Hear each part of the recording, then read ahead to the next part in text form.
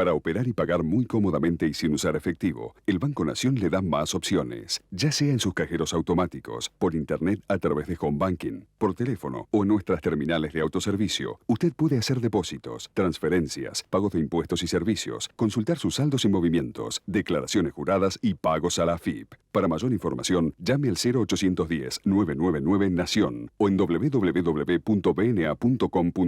Banco Nación. Más que un banco, nuestro banco.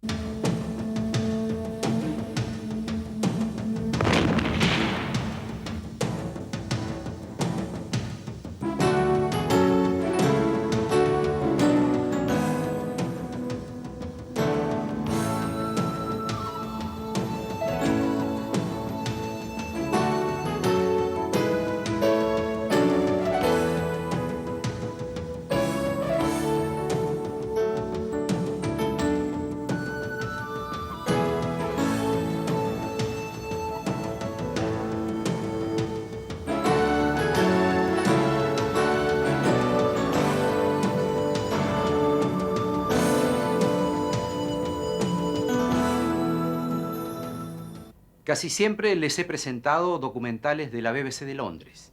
Ámbito Financiero, en este caso, va a presentar hoy y en el próximo programa 2 emisiones exclusivas sobre un personaje argentino, realizado íntegramente por el equipo periodístico del diario, con algunas personas que tuvimos la oportunidad de acercarnos al momento del personaje, vivir su historia, y otros que se incorporaron luego con la investigación.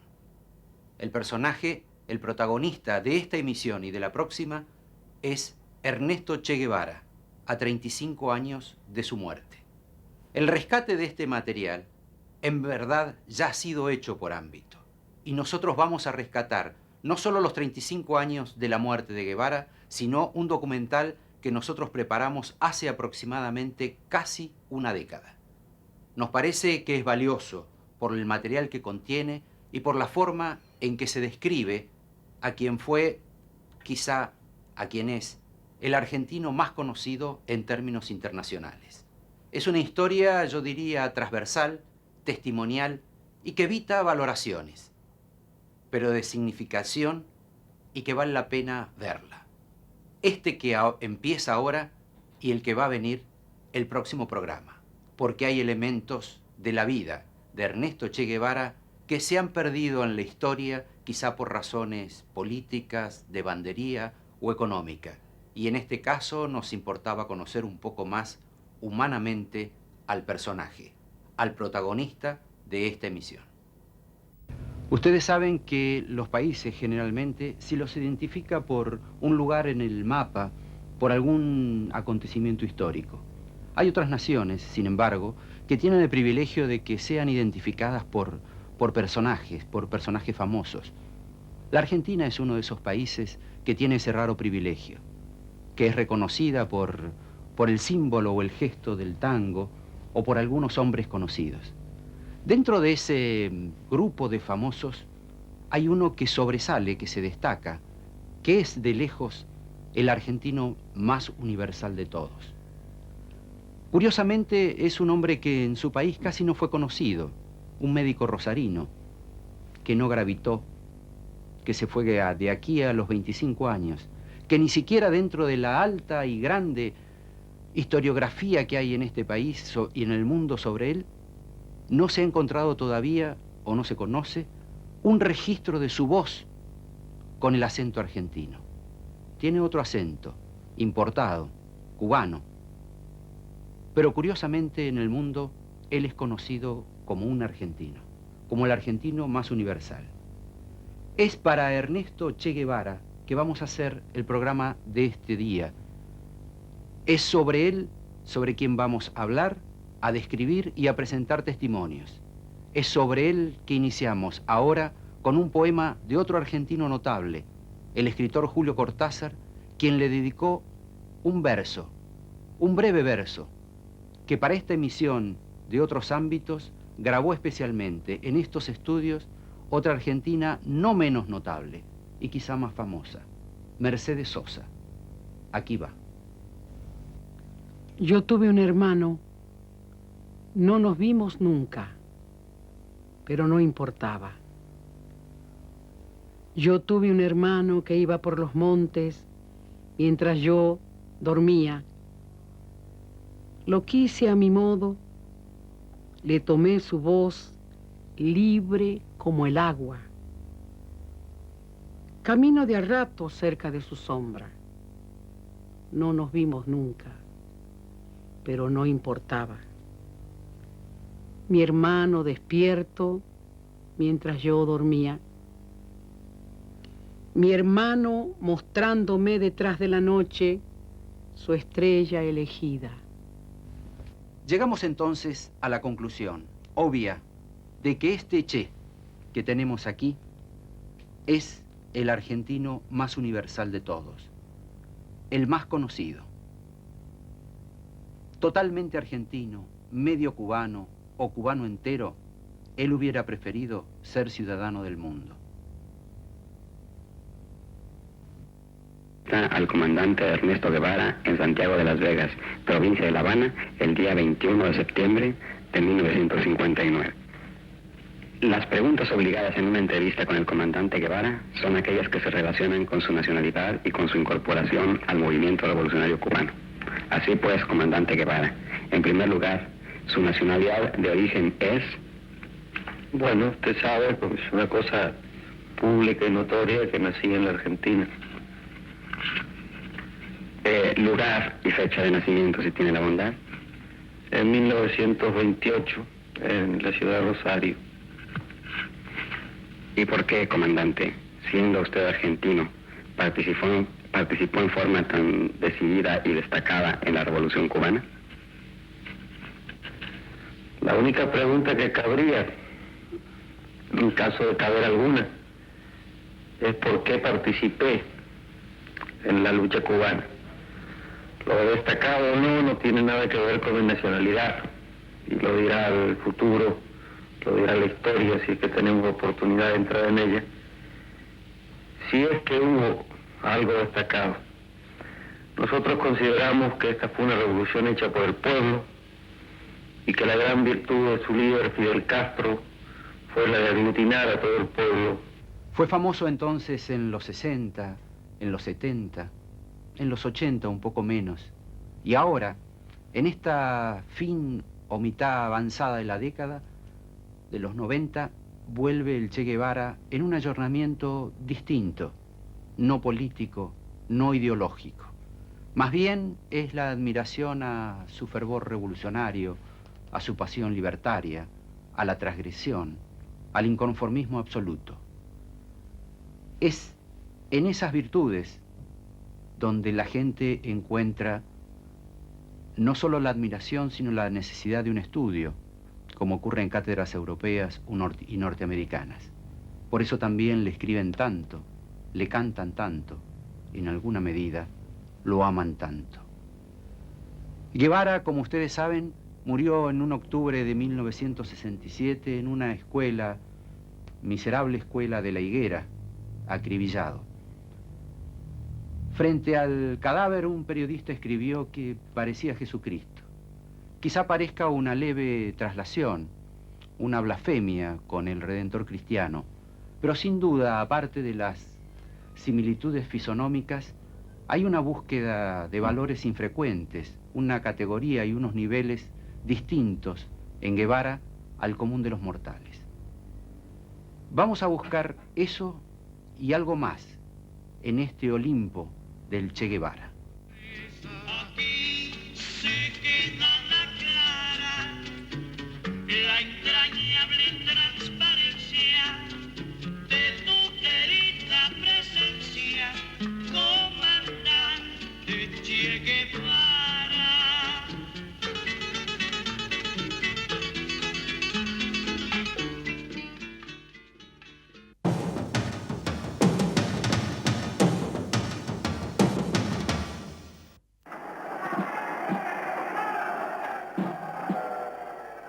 Finalmente, un destacamento de lanzagases de la policía, al mando de un coronel, expulsó al presidente constitucional.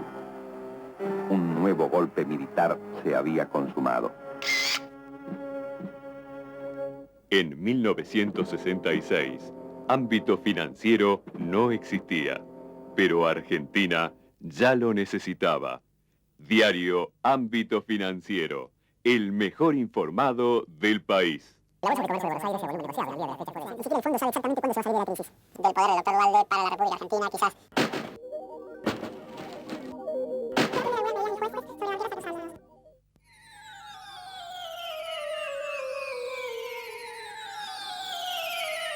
Muchos hablan, todos opinan, aconsejan, pero para informarse bien, con seriedad. Diario Ámbito Financiero, imprescindible hoy para decidir.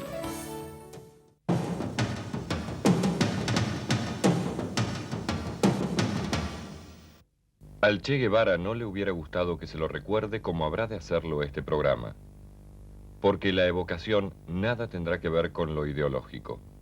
Ni siquiera será una historia lineal. Por el contrario, será anecdótica y periodística. Hablaremos de cuestiones menores y quizás insignificantes de su vida, ignoradas o poco conocidas. Él, sin duda, despreciaría esto.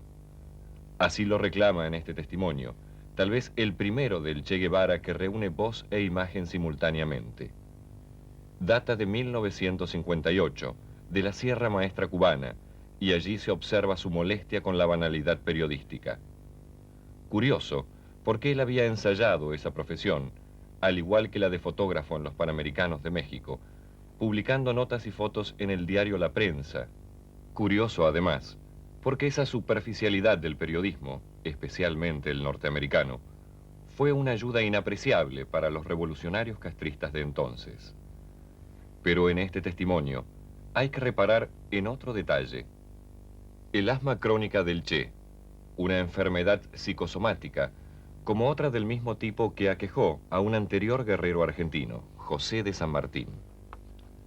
Los problemas de respiración nerviosa que arrastra Guevara desde su infancia, y sobre el cual nadie que lo haya conocido deja de admitir su gravedad, aparecen con nitidez en este breve monólogo, por lo menos en 4 ocasiones. Veamos entonces lo que debe ser la primera impresión de voz e imagen del Che, cuando ya bordeaba los 30 años. Durante todos los meses, ya son 16 los meses que hemos estado en la Sierra Maestra, han venido periodistas de muchas partes del mundo y se han preocupado de la parte, digamos, anecdótica de esta guerra de guerrilla.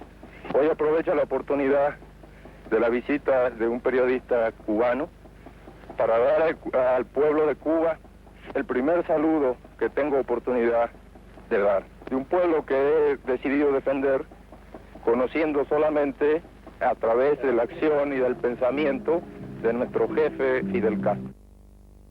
El mejor homenaje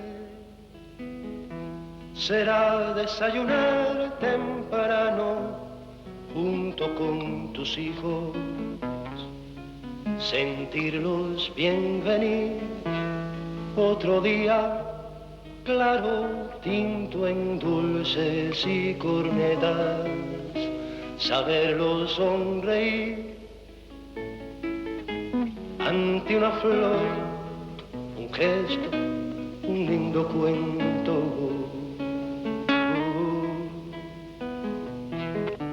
El mejor homenaje. Era asmático como la madre, quien estaba orgullosa de compartir la enfermedad con su hijo. Claro que no es lo que piensa el padre. Ahora, el Che nació en Rosario. No debió nacer en Rosario. Nació en Rosario por casualidad. Yo venía desde Caraguatay, al norte de Buenos Aires, más o menos 2000 kilómetros, donde estaba trabajando, y ahí nació el Che. Bueno, nació perfectamente bien. Y bueno, estuvimos un tiempito porque no se le podía sacar en el momento, y resulta que a los 15 días Ernesto tuvo una pulmonía muy seria, que quizá esto fuera el verdadero origen de su asma. Me atendió un médico de niños, un especialista, pero con todo cariño. Ahí mi madre, que vivía en Buenos Aires, se vino a Rosario. Beatriz, mi hermana, y Ercilia, mi hermana, vinieron también inmediatamente porque consideraban que la cosa era seria. Y ahí estuvimos, más de 7 u 8 días, mirando el bebé. Yo recuerdo, y nunca me voy a olvidar, yo estaba realmente muy apenado y mi diagnóstico era malo. Pero de pronto no comía, no tomaba leche, pero de pronto vi que se prendió de la teta la madre, hizo un gesto de alegría y le dije, vieja, le dije a Celia, el chico se salvó. Se percibe en este relato otra realidad. Aunque vivían en la misma casa, los padres tuvieron fuertes discrepancias que con el tiempo los distanció. Pero no se divorciaron porque en aquella época esa práctica no era frecuente. Cualquier psicoanalista diría que esta formación traumática, más la fuerte y decisiva influencia de la madre sobre el hijo y un deterioro económico creciente que sufrió la familia durante la niñez y adolescencia del Che, fueron elementos clave en la historia de Guevara. Por lo menos en su posterior búsqueda de otros refugios y el abandono de un espacio común, pero inestable.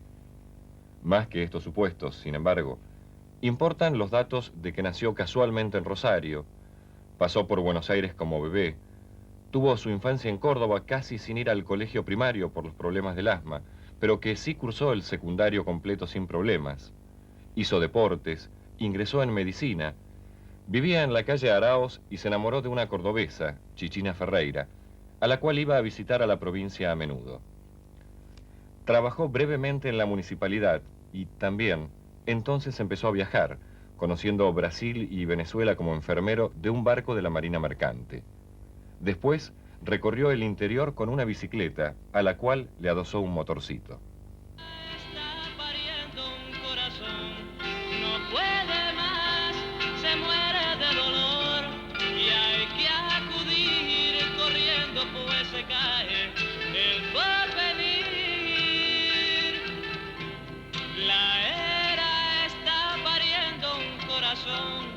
No puede más, se muere de dolor y hay que acudir corriendo pues se cae el porvenir a cualquier selva.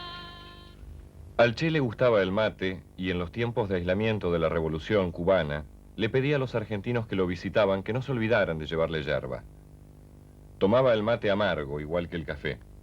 Le gustaba también el vino tinto, pero con soda, como se estilaba entre los argentinos de la década del 40 y del 50, tiempo en que los vinos comunes reinaban en las mesas de la clase media. Fue, sin embargo, un módico consumidor de alcohol a lo largo de sus casi 40 años de vida.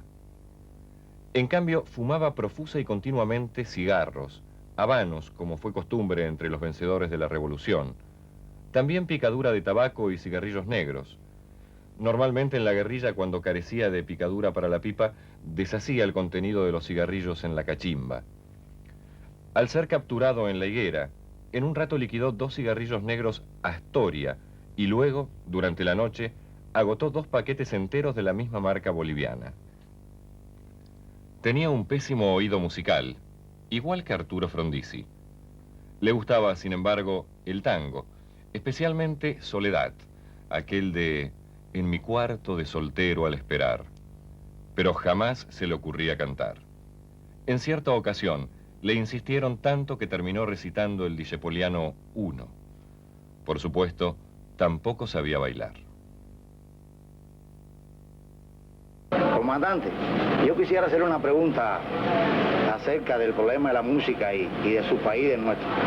Y entonces, usted dirá, hombre, dígole, comandante, usted no sabe cantar tango. Dice, mira, mi chico, hace una pausa así, una cosa, vaya, eso era normal en él, hace una pausa para contestarme y me dice, chico, te voy a decir una cosa, yo soy argentino de nacimiento, pero yo del tango no sé ni una papa. Mira, te voy a contar una anécdota que me pasó en mi juventud. Yo una vez me puse a bailar un tango en mi juventud, y cuando terminé no sabía si aquello era un paso doble, o una samba, o qué cosa era aquello. Yo no sé bailar tango.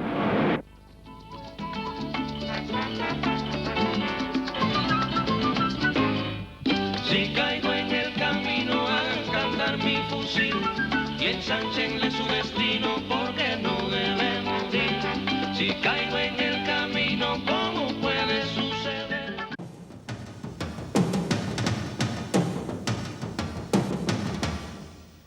Para nosotros, lo imprevisible es algo previsible. Acércate a Provincia Seguros, una empresa del Grupo Vapro.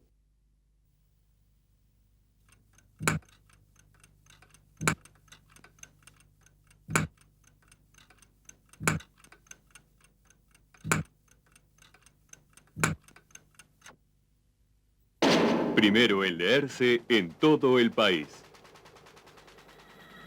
Vía satélite. Horas ganadas a los demás medios de Buenos Aires. Ámbito financiero, el mejor informado del país y el de más rápida llegada.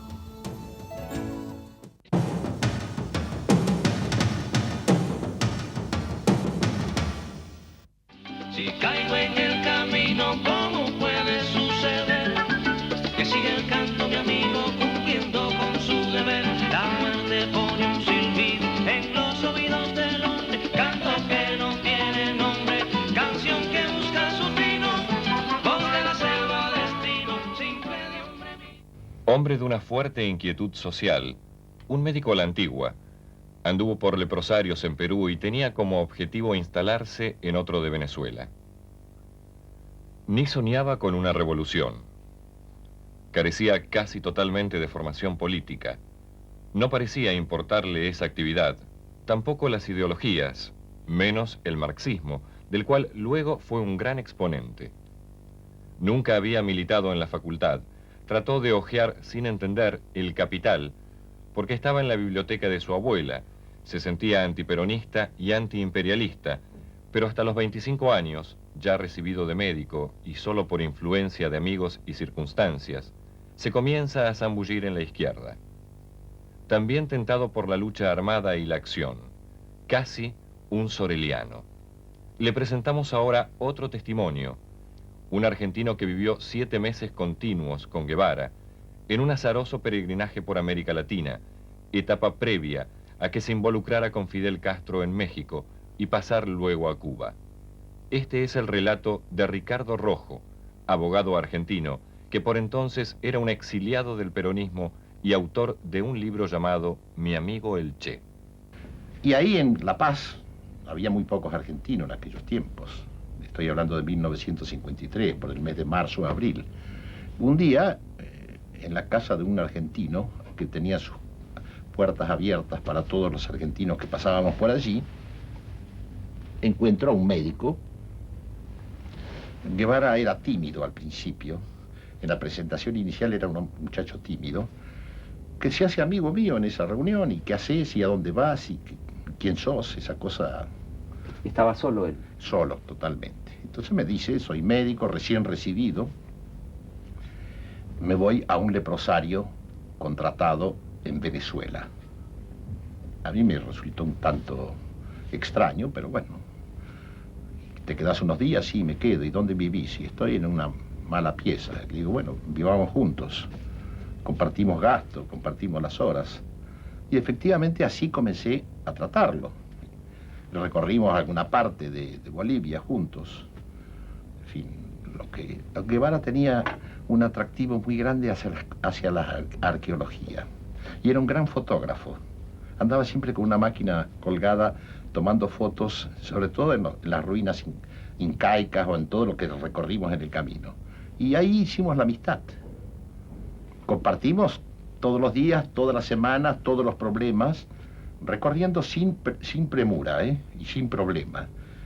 Y esto lo aclaro porque en aquellos años, y creo que hoy también, viajábamos en camiones, mezclado con paquetes, indios, que es la parte de tránsito, que es el tránsito real que había en esas regiones. ¿Trabajaban o...? No había manera de trabajar, porque siempre estábamos de paso.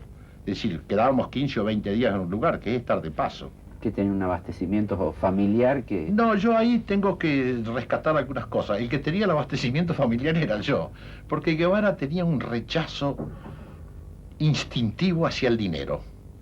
Yo muchas veces le decía, mira viejo, a mí no me entusiasma el dinero, pero hay que pagar, tenés que moverte. Esta sociedad se maneja a través de servicios y a través de pago. Guevara, el dinero era inexistente para él.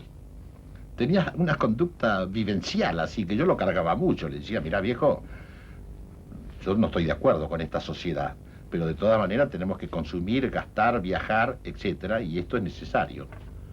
Él era en eso, como te explicaba antes, con todo el respeto que me merece él, su figura, y él era un tanto anarquista. Tenía una escala de valores completamente distinta de las que nos tocaba vivir. Y entonces él tenía un rechazo y una crítica a todo. Es decir, la actitud de un anarquista clásico que era anarquista a lo mejor sin saberlo. ¿Tampoco sabía cuál era su ideología en ese momento? No, repito, con todo el respeto que me merece su figura, en aquellos años Guevara no tenía formación ideológica. Sé que esto es penoso decirlo, porque el mito Guevara ha cubierto todo. Entonces, nuestros compatriotas o toda la gente que lo sigue cree que el mito nació mito. Ahora, en ese camino que ustedes recorrieron hacia Guatemala, también él va tomando otro tipo de perfil político, porque ir a Guatemala en aquella época era... Sí, era casi una definición. Exacto. Sí. Cuando yo digo que él no tenía formación ideológica, no quiero decir que él fuera ajeno a los problemas que vivía, ¿no? No, por el contrario, debía. Por el contrario, él vivía los problemas de la miseria más absoluta que recorríamos en América Latina como algo personal, como algo que lo afectaba a él, ¿no? Pero no tenía propuesta frente a eso. Tenía una condena y un rechazo hacia la escala de valores que había en esas sociedades, pero no tenía formación. Cuando llegamos a Guatemala, bueno, para esto atravesamos, como te digo, Perú, después entramos a Ecuador, y en Ecuador es cuando él resuelve no ir a Venezuela. Al leprosario. Al leprosario. Yo le hacía algunas bromas, a veces un tanto pesadas, porque teníamos la visión de lo que era un leprosario, y yo le decía, mira, venite con nosotros, ya éramos un grupo de 4 argentinos, las vamos a pasar bien. Somos solidarios, convivimos, y bueno, y resolvió venirse. Ricardo, en todo ese ciclo de vida con él, Guevara era una persona juerguista, retraída, apasionada por la lectura, apasionado por algo en particular. Por la lectura. Era tímido, de maneras tímidas, salvo cuando adquiría gran confianza. ¿Con las mujeres también? Sí, ese es un aspecto. Por ejemplo, yo le presenté a su primera mujer, que era una peruana exiliada en Guatemala, era prista, se llamó Hilda Gadea, que más que la mujer, como yo a veces lo bromeaba, era la gran protectora nuestra, porque era de esas mujeres extraordinarias que ayudan todo. Y entonces era la protectora, nos ayudaba en todo. Fue la primera mujer de Guevara. Lo que me interesa es un poco la vida íntima de Guevara con vos y con tus amigos. Mira, era un hombre de un gran diálogo, un diálogo irónico, tenía un sarcasmo permanente, era una ironía a propósito de todos los temas, siempre con crueldad, en fin, refinada, abordando el tema político, el tema personal, tenía un sarcasmo permanente, ¿no? En eso era muy inteligente, como para darse cuenta de los problemas, pero siempre lo hacía en el tono más fraterno posible. Nosotros nunca tuvimos, aún con las diferencias, porque él nos decía a nosotros que éramos burgueses. ¿Y él a ustedes? Sí, muchas veces nos bromeaba, ustedes son burgueses, ustedes se manejan de esta manera, yo no, esto está podrido. Todo esto, es cierto, estaba podrido. Pero él se ponía en el otro campo, pero no ideológico. Porque yo muchas veces decía, bueno, nosotros somos burgueses, sí, porque tenemos que vestirnos, bañarnos todas las mañanas, almorzar, salir, tener algún dinero en el bolsillo para movernos. Vos no crees en nada de eso, no, dice, eso es de la burguesía que está podrida. Pero tenía el rechazo, digamos, instintivo de los anarquistas. Yo le decía, vos sos anarco.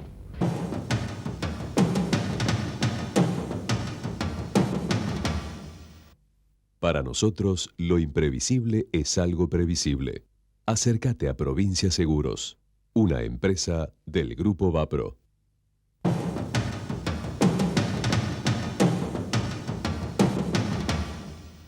¿Él ya usaba barba, el pelo largo? No usaba ni pelo largo ni barba. ¿Qué era lo que lo divertía a Guevara? Si es que había algo que lo divirtiera en particular. Yo en esto, repito, con todo el respeto que me merece la figura de él, era como nosotros. Es decir, nosotros a veces queremos hacer del mito un personaje excepcional, fuera de lo normal. No era fuera de lo normal, era muy normal en la convivencia diaria. Lo único que sí que jugó un papel protagónico, con toda la inteligencia y la valentía que tenía. Porque si tú analizas la vida de él hasta llegar a Bolivia, todos los actos que él produce son de un coraje y de una valentía impresionante, ¿no? En mi opinión, a veces irracional.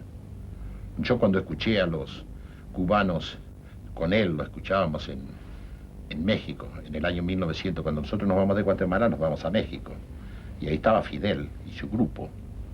Y Fidel se reunía con nosotros y hablaba del desembarco. Impunemente. Pero yo lo escuchaba. Además nos decía, como son los cubanos, en voz alta. Y cuando consideraba quiénes eran y cuántos eran, bueno, es históricamente, rigurosamente exacto que Fidel desembarcó con 82 personas en el Granma, de los cuales sobrevivieron 12. Si tú te imaginas el episodio de la Revolución Cubana inicial con 12 personas, a lo que llegó, tienes que decir, bueno, ahí jugaron una serie de factores que yo no me animo a calificar. Es decir, también es cierto que la sociedad cubana estaba absolutamente podrida y que Batista estaba corrupto y que no había manera de rescatar nada de él. Pero que 12 sobrevivientes provocan la Revolución Cubana, hay que reflexionarlo. No, sin duda, pero ese quizás fue un error luego para él, creyendo que con otros 12 podía liberar el Congo o liberar Bolivia. Sí, evidentemente que él sobrevaloró siempre, es decir, la actitud heroica. Eso surgía de muchas conversaciones que yo tuve en el año 1961 y en 1963, cuando yo fui a La Habana invitado por él, y viví 2 meses en cada uno de esos años, y lo veía casi a diario, y discrepaba mucho con él. Es decir, tenía un diálogo muy controvertido, como amigos que los éramos. Porque él era muy subjetivo en la apreciación, y yo era a veces realista. Cuando él contaba de que la Revolución Cubana tenía que hacer pie en el continente, y no había otra salida, yo lo escuchaba y analizábamos país por país. Ahora se puede decir, no es un secreto, han pasado 25 años y otras muchas cosas. Y él tenía una versión subjetiva, es decir, del acto heroico. Yo también tengo una apreciación sobre la Revolución Cubana que me costó mucho dolor de cabeza con Fidel y con él. Cuando yo dije lo que ustedes hicieron, sin perjuicio de la heroicidad personal y todos los ingredientes que no están de ninguna manera en cuestión, esto fue posible porque Estados Unidos dejó hacer. Que decirle eso a Fidel era como mentarle la madre, ¿no? Porque Fidel en eso es terrible. ¿Guevara era un hombre irascible a veces? No era irascible. No tenía un temperamento así irascible. Era hasta cierta manera era tímido. Es decir, de maneras tímidas. Solamente cuando adquiría gran confianza, pero si no era callado, introvertido y hasta tímido. ¿Vos lo perdiste en México? Bueno, yo lo dejé en México. Yo en 1955 me fui a Estados Unidos. En enero del 55, y le dije, mirá, me voy a Estados Unidos, venite conmigo. Continuemos. Guevara me dijo, no, de ninguna manera, yo ya estoy enganchado con los cubanos. Y efectivamente estaba enganchado con los cubanos. Es decir, Fidel y su grupo, éramos amigos todos. Y además ya ellos pregonaban el desembarco, que se estaban preparando. Yo lo encontraba un tanto risueño. Sobre todo porque, te digo, todo esto se decía a gritos, lo sabía el que quisiera escucharlo, y me resistía a creer que el episodio podía hacerse así, y se hizo así. Y él ya empezaba, digamos, a vivir dentro de un sistema de militancia en esa época. Sí, totalmente. En eso cuando él asumía una responsabilidad, era la entrega total. Es decir, así como asumió la responsabilidad del proceso revolucionario, yo lo veía vivir en La Habana cuando él era ministro de Industria, y era una entrega absoluta, y dentro de una austeridad y de un ascetismo casi religioso. ¿La hija le nace estando vos en La hija nace en México en 1954, cuando nosotros llegamos a México. Y bueno, y Guevara vive en México hasta el año 56, hasta que desembarcan, cuando hacen el desembarco en el cuartel Moncada. Es decir, él ya estaba unido a los... Tanto más, cuando yo regresé del exilio en el año 1955, caído Perón, a mí me indicó Frondizi, que era el jefe de partido, que un avión de la Marina Argentina iba a ir a México a recoger los exiliados que había en el Caribe. Esto pasaba en diciembre del 55. Entonces yo, que vivía en Nueva York, me vine a México y por supuesto lo vi a Guevara y le dije, mira Ernesto, hay un avión que nos lleva gratis a Buenos Aires, que era un avión de la Marina de Guerra. Así que venite con nosotros. Y Guevara me dijo, de ninguna manera, dice, yo no vuelvo a Argentina, yo estoy con los cubanos. Te estoy hablando de diciembre del 55, ya estaba completamente comprometido. Cuando vos lo conociste, ¿era Ernesto o tenía algún apodo? No, Ernesto. Él tenía un apodo que no lo puedo repetir. Bueno, lo diremos en el programa después. No, era un apodo de gran afecto personal, pero no lo puedo decir, ¿no? Para nosotros era Ernesto a secas. ¿Y cuándo comienza el tema del Che? Bueno, el Che es, ustedes sabrán que es una cosa que nos dicen a todos los argentinos fuera del país. Es decir, llega un argentino a una parte y como nosotros usamos tanto esa expresión, nos llaman los Che. Esto pasó en México, donde nos miraban, no digo con simpatía, ¿no? Pero éramos los Che. Y claro, en Cuba para un cubano era el Che. Y después se le pegó eso y ahora es el Che, el único. ¿Hubo algún cambio entre el Che o Ernesto que vos dejaste en México y después el funcionario que encontraste en Cuba como ministro de Industrias o presidente del Banco Central? Hubo un cambio. Primero, una gran formación en la gestión de gobierno. Vos lo dejaste sin el pelo largo y sin barba. Y lo volviste a encontrar con boina. Ya con la barba, con su pelo y con su uniforme de clásico de siempre, el verde oliva, que usó, en fin, siempre a partir de la Revolución Cubana y que usó en todos sus viajes, inclusive cuando vino acá a Buenos Aires en 1962. Bueno, no era mucho de cambiar ropa él tampoco. No, no era de cambiar ropa. Él no tenía en eso, no se manejaba con los valores nuestros. Esto era completamente indiferente a esa forma elegante que quieren ser los argentinos. ¿Y cuando viajaban qué llevaba, una valija? Nada, lo opuesto. Lo opuesto, era un personaje fuera de serie en eso, no tenía ninguna atadura. Es decir, a veces no lo podemos entender porque nosotros somos distintos. Pero él no tenía ninguna manera, no tenía ninguna vivencia con la sociedad que él estaba. Él la rechazaba a la sociedad. Primero la rechazaba, como te digo, casi instintivamente, y después con una formación ideológica, pretendiendo encima de esa sociedad construir otra cuando él escribe su tesis sobre el nuevo hombre, ¿no? Que yo la discutí con él y yo le digo, mira, el nuevo hombre tuyo es impresionante, pero no existe, ni existirá. Porque el nuevo hombre tuyo no tiene ningún defecto y está... Todo es la perfección revolucionaria y ese no es el hombre natural, el que conocemos nosotros. ¿Por qué? Por razones de cultura o por razones de lo que somos nosotros naturalmente, ¿no? Sin perjuicio de la cultura que hemos heredado y que practicamos. Pero Guevara en eso tenía una idealización absoluta. Idealización que él asumía, que eso es lo conmovedor de él. Es decir, él vivía así. ¿Escribía también? Escribía también, sí. Fue una de esas cosas, yo muchas veces le decía, bueno, pero ¿y esto para qué es? Le dice, mira, es la única manera de que cuando llegue a una edad determinada pueda volver sobre estas cosas. No llegó a la edad. ¿Y con la familia argentina de él? Con la familia fui muy amigo de Celia Guevara, la madre. Sospecho que la madre tuvo una gran importancia en la vida de Guevara. Decisiva. La madre Celia era una mujer de un temperamento impresionante, activa, fanática en los temas que asumía, y tenía una extraña relación. Ella decía que los dos eran asmáticos, y que los asmáticos tienen una relación, porque Guevara era brutalmente asmático. Otra de las cosas que vos no podías conciliar esa enfermedad con su activismo. Guevara tenía ataques de asma con nosotros quedaba prácticamente inconsciente.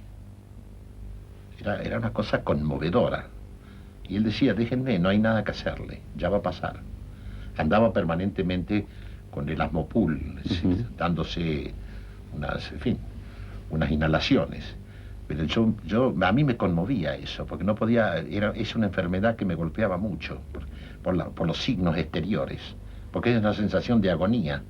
El asmático duro, tú tienes la vivencia de que es un agónico y estás impotente. La madre también lo era, y ella decía que tenían la intimidad de los asmáticos. Y obviamente Celia era una mujer protestataria absoluta también, ¿no? Celia pertenecía a una vieja familia, así de estas familias que dicen tener nombre en Argentina, pero protestataria absoluta de la sociedad. ¿Vos dirías que tuvieron más influencia que las propias mujeres del Che? Sí, sin ninguna duda, con todo el respeto que me merecen. Hilda, que fue una gran compañera, protectora, que nos ayudó a todos. Ella de esas mujeres que se desvivía por atendernos. Y Aleida March, que también fue una gran compañera, del cual Guevara tiene 5 hijos. Ya deben ser hombres todos, ¿no?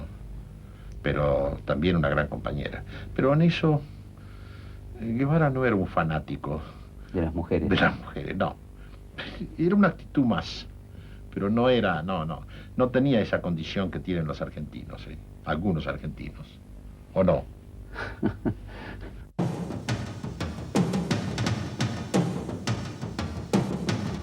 La Bolsa de Comercio de Buenos Aires se volvió negociable al día de la fecha por Ni siquiera el fondo sabe exactamente cuándo se va a salir de la crisis. Del poder del doctor Duhalde para la República Argentina, quizás.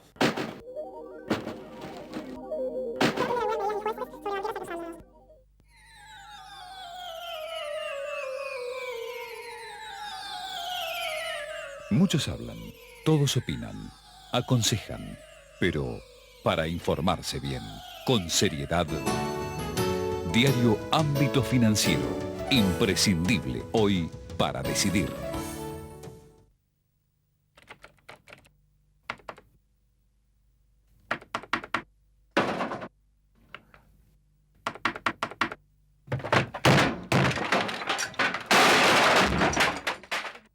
No llega a esto. En internet, ámbitoweb.com.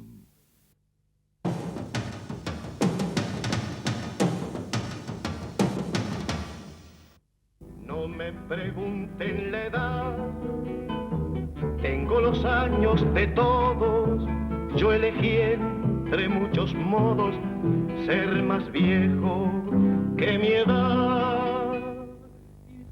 De pequeño le decían Tete, pero el apodo duró poco. Aunque parezca gracioso en la distancia, sobre todo por la frondosa cabellera que de grande lo distinguió, en ciertos pasajes de su adolescencia le decían Pelao, porque le cortaban el cabello al ras y solo le quedaba un mínimo flequillo. Ya en su juventud lo dominaron otros apodos.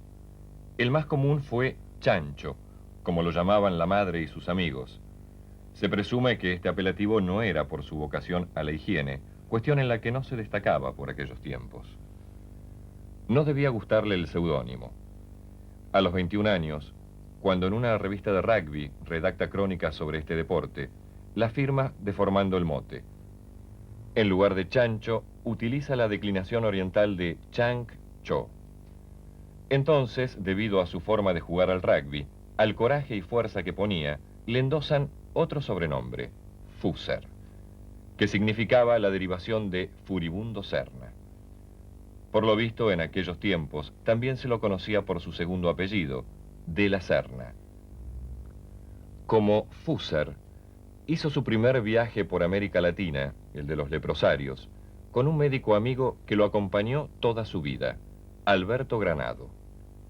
Después vino el Che, que lo identificó por siempre, el cual lo convertiría en símbolo. Pero ese Che sería abandonado técnicamente, por razones militares, en la guerrilla. En el Congo eligió un número para que lo distinguieran, y luego en Bolivia mudó por otro nombre, Ramón. Se supone que eligió este nombre porque figuraba en una clave de la inteligencia cubana. Con este nombre, desde la selva boliviana cruzó cartas con Leche, el seudónimo de Fidel Castro. Por supuesto, el Che muere como Ramón en la higuera.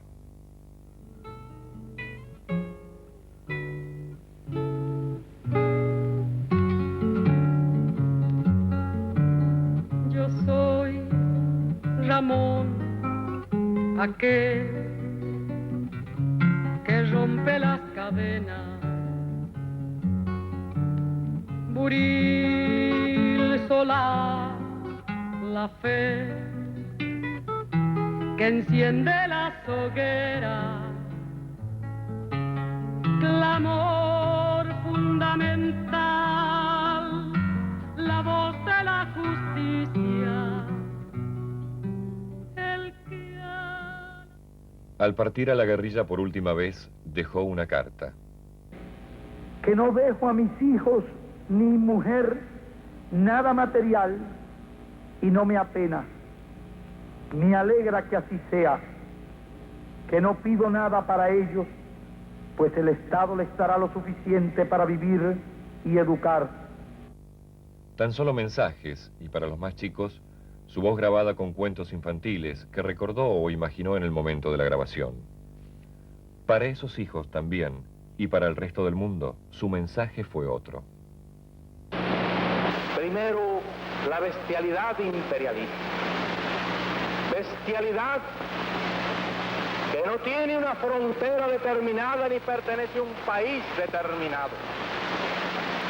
Bestias fueron las hordas hitleristas, como bestias son los norteamericanos hoy, como bestias son los paracaidistas belgas, como bestias fueron los imperialistas franceses en Argelia. Porque es la naturaleza del imperialismo la que bestializa a los hombres, la que la convierte en fieras sedientas de sangre que están dispuestas a degollar, a asesinar, a destruir hasta la última imagen de un revolucionario, de un partidario de un régimen que haya caído bajo su bota o que luche por su libertad. Y la estatua que recuerda a Lumumba, hoy destruida pero mañana reconstruida, nos recuerda también en la historia trágica de ese mártir de la revolución del mundo, que no se puede confiar en el imperialismo, pero ni tantito así, nada.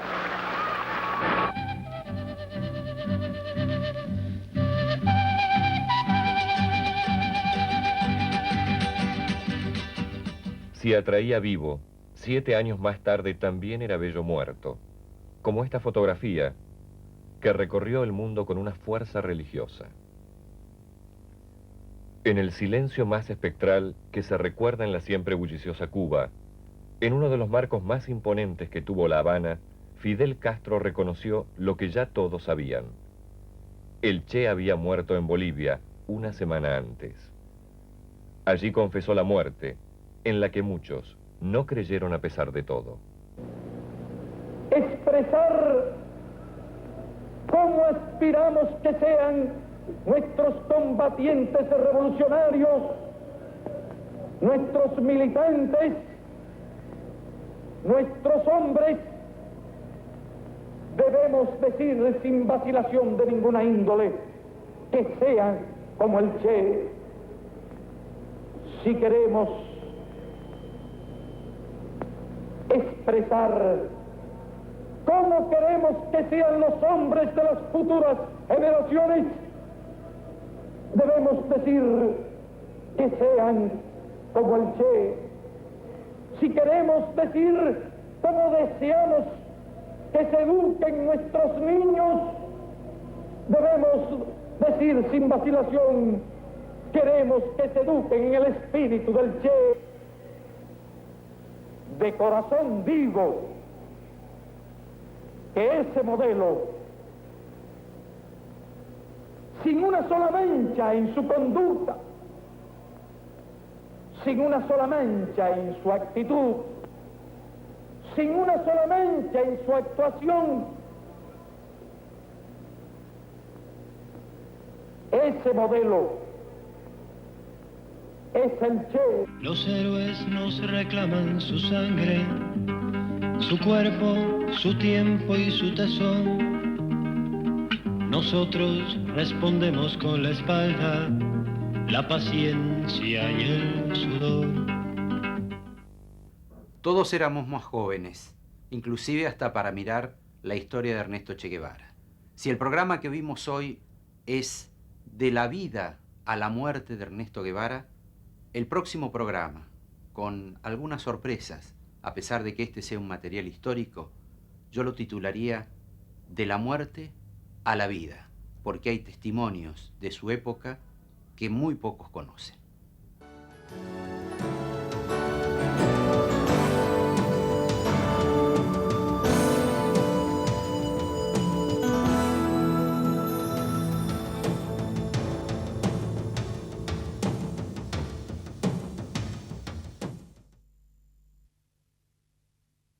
Para operar y pagar muy cómodamente y sin usar efectivo, el Banco Nación le da más opciones, ya sea en sus cajeros automáticos, por internet a través de Home Banking, por teléfono o en nuestras terminales de autoservicio. Usted puede hacer depósitos, transferencias, pagos de impuestos y servicios, consultar sus saldos y movimientos, declaraciones juradas y pagos a la AFIP. Para mayor información, llame al 0810-999 Nación o en www.bna.com.ar.